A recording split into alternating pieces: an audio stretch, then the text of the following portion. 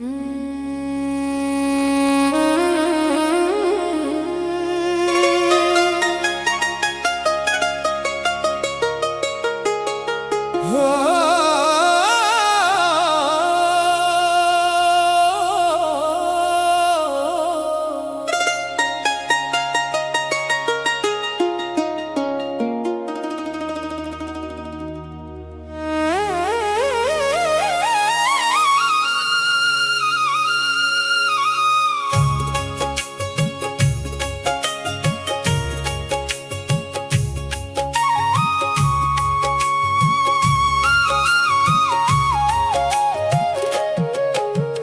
जईब तोहरा बिना ए सजना,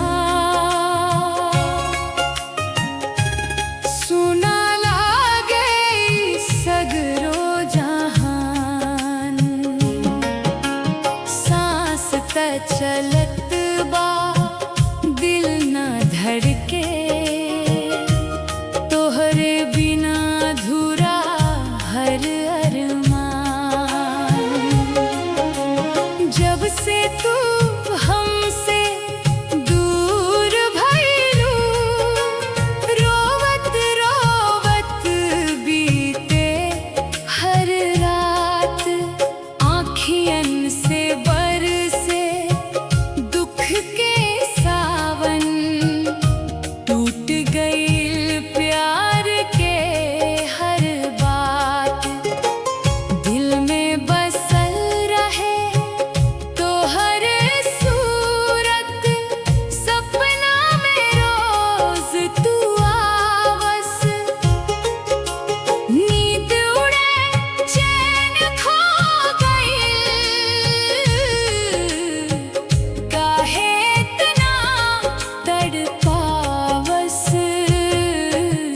जईब तोहरा बिना ए सजना, अब ना लागे जिए के मन।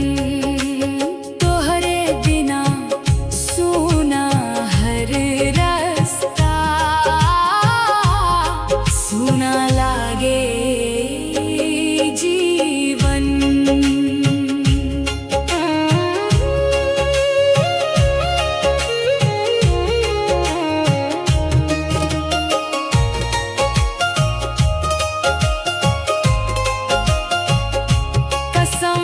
खैले रहस साथ निभैब, जन्म जन्म तक हाथ पकड़ब।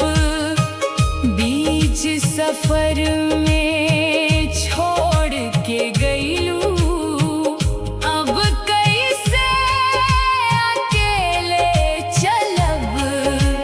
बरखा बरसे मनवा तरसे, भींजे तन भींजे अरमान। भीतर भीतर टूटत जानी के समझी दिल के तूफान। चिरई बोले भोरिया होके, बाकिर मनवा अंधियार। हर धड़कन में बसल बाड़ू, तोहर नाम के पुकार। मंदिर गईलू मस्जिद गईलू, मांग लू तोहर प्यार।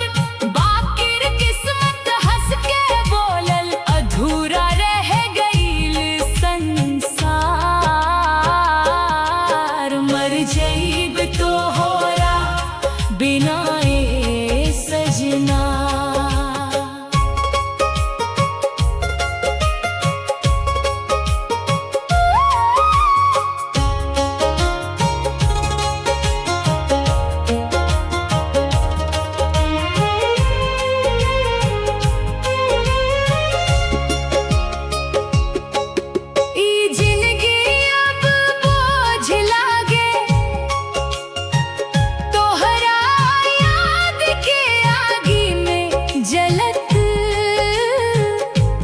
सपना राख बन जाले, राह देखत देखत थक गईल लखियां।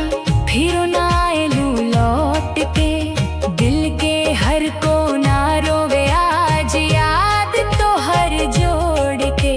चिट्ठी ना संदेशा आए,